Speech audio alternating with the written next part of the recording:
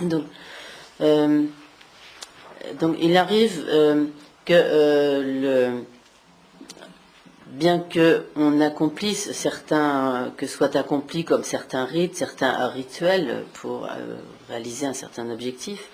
Donc par exemple, lorsque des personnes sont malades, donc on fait certaines pratiques, peuvent être certains rituels, on procède à certains rituels pour la guérison de ces personnes, ou lorsque, par exemple aussi lorsque des personnes font du commerce, elles peuvent faire certains rituels pour que leur commerce soit fructueux, ou lorsque, par exemple, des personnes un couple souhaite avoir un enfant, qui a des difficultés pour avoir un enfant, et on fait généralement donc la pratique de Tara, 100 000 récitations de Tara, etc.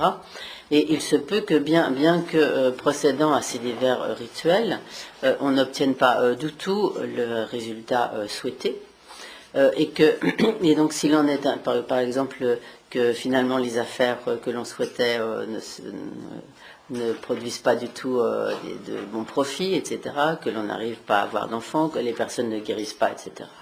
Et donc, si cela, lorsque cela se produit, donc c'est parce que, en fait, de par le passé, on a placé tous ces espoirs dans ce qui était négatif. Donc on a vraiment mis tous ces espoirs dans l'accomplissement d'objectifs tout à fait négatifs, défavorables.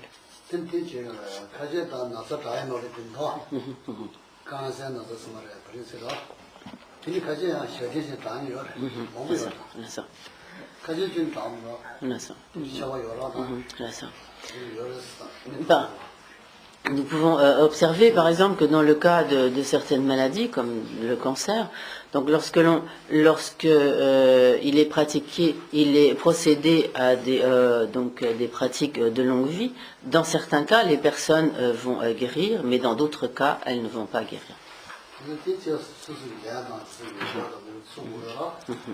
Et donc, cela est bien sûr en fonction du karma de chacun.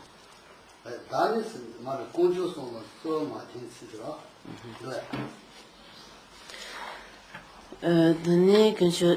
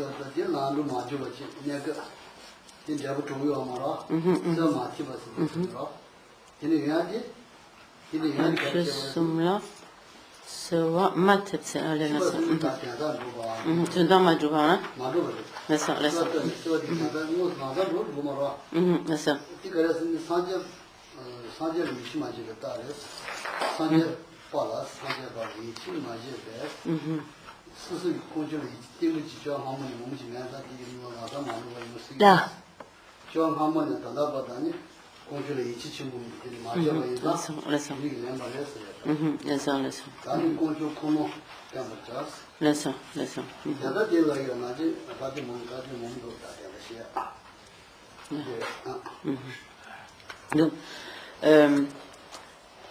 ensuite, donc,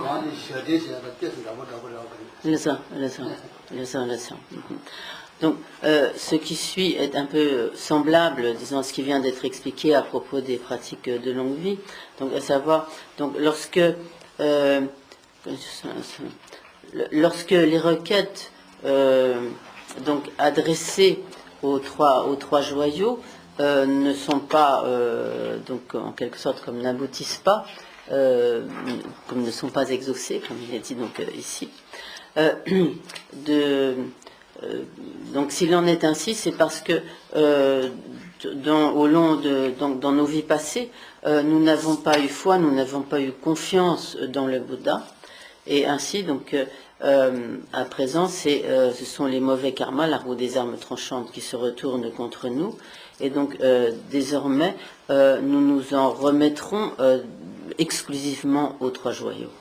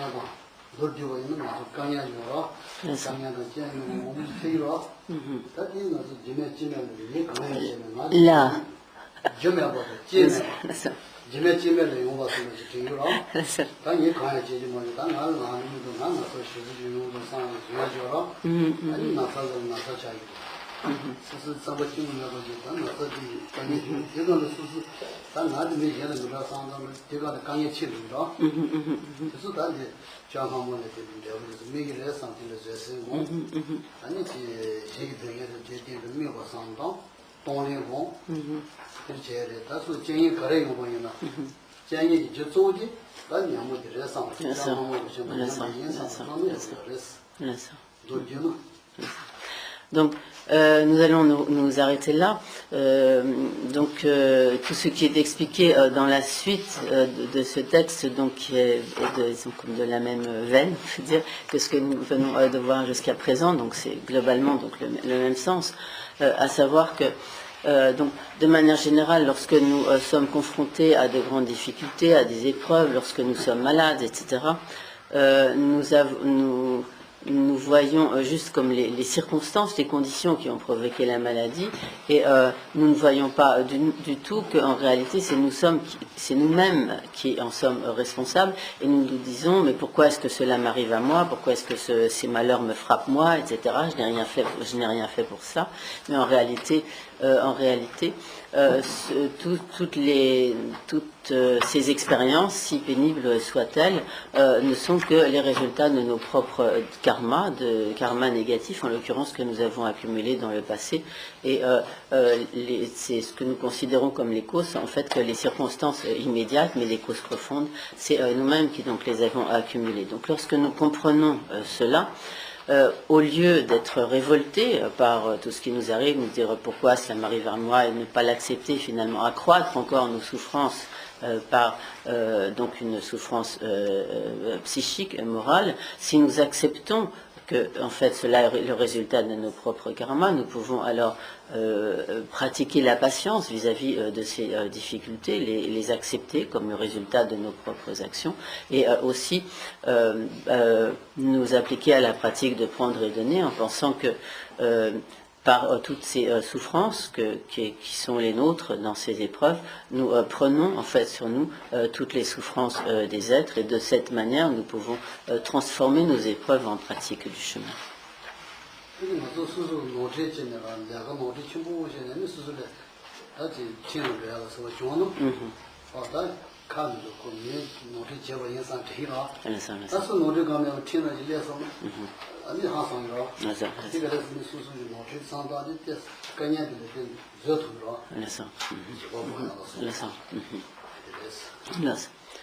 Donc, si nous avons commis un grave délit ou même un crime, et que nous sommes traînés en justice et condamnés pour cet acte très répréhensible, bien sûr c'est une épreuve, mais quelque part nous pourrons trouver normal cette condamnation, puisque nous savons que nous avons commis cet acte tout à fait condamnable.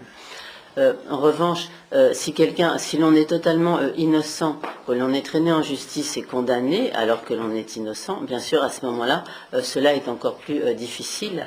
Disons que cette condamnation devient extrêmement difficile à accepter. Donc en réalité, notre situation, c'est que nous sommes comme l'auteur d'un crime ou d'un délit, et donc toutes les épreuves, les souffrances que nous rencontrons, ce ne sont que les résultats d'actes dont nous sommes nous-mêmes entièrement responsables.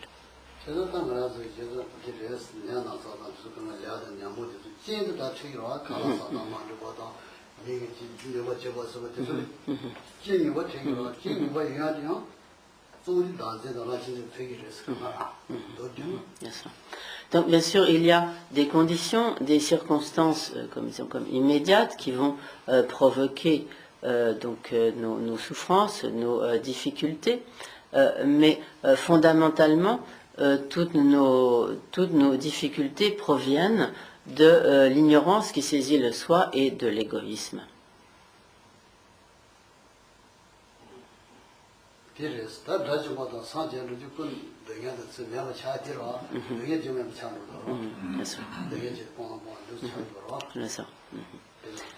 Et donc, la raison pour laquelle les arhats, donc ceux qui se sont totalement libérés du cycle des existences, et donc les Bouddhas n'ont plus de souffrance, c'est qu'ils ont totalement déraciné, éliminé les causes de souffrance.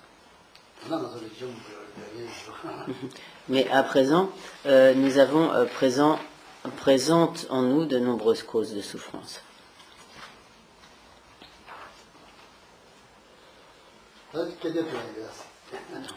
Est-ce que vous avez des questions? Oui. Vous avez dit le fait de rechercher, le fait de rechercher le bonheur, la compagnie fait l'amour, quoi. C'est pas bon en soi, c'est ça? Non, ce que Geshe-la a dit, c'est de rechercher que les plaisirs égoïstes, d'être tourné que, voilà, c'est ça que Geshe-la a dit. C'est bon? Ouais.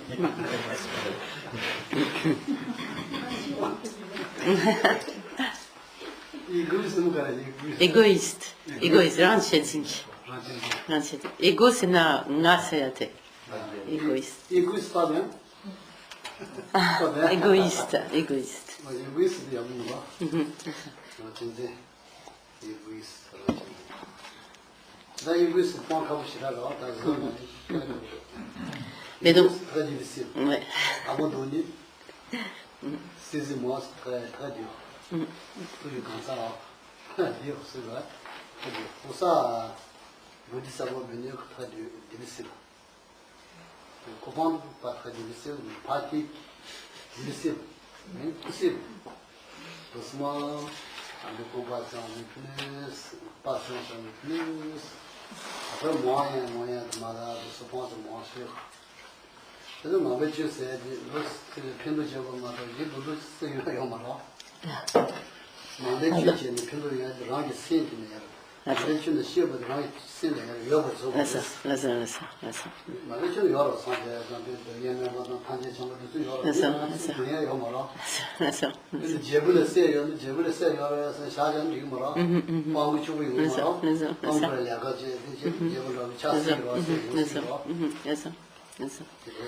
c'est donc, pour pouvoir, donc le dharma donc est présent dans l'esprit des aryas, des arhats, des grands êtres réalisés, des bouddhas, etc. Mais ce dharma ne peut vraiment nous être bénéfique que si nous l'intégrons à notre propre esprit et que si nous faisons en sorte que justement de faire progresser notre esprit, d'intégrer toutes ces qualités à notre esprit de manière à ce qu'il puisse vraiment progresser grâce donc à ce dharma. Mais simplement le dharma à l'extérieur, si nous ne l'intégrons pas à notre esprit, nous ne pouvons pas vraiment en tirer bénéfice. C'est comme le fait de dire que si un mendiant est admiratif des richesses du roi, cela ne va pas lui permettre de jouir de toutes ces richesses. Il faut que lui-même il se mette au labeur et que petit à petit, peut-être par son travail, il puisse acquérir donc ces mêmes richesses. Donc il en va de même du dharma que nous devons en fait intégrer à notre esprit.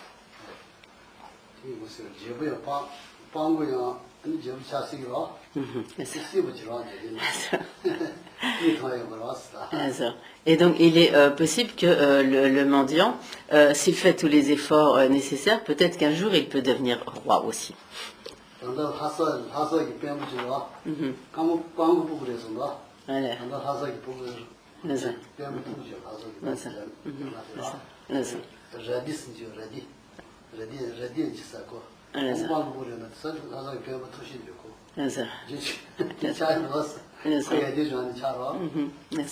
Et donc il y a peut-être que le terme de roi, dans la mesure où c'est héréditaire, c'est peut-être pas tout à fait approprié. Ceci dit, il y a des êtres qui ont été même dans notre histoire, des êtres qui se sont trouvés anoblis,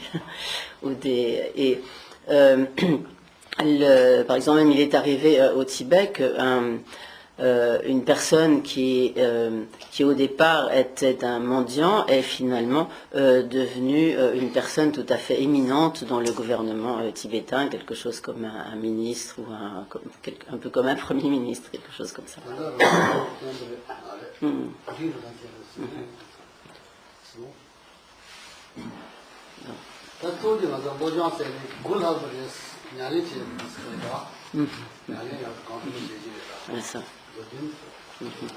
Donc, en bref, ces pratiques d'entraînement de l'esprit ne sont pas difficiles à comprendre, mais bien sûr, elles sont beaucoup plus difficiles à mettre en application.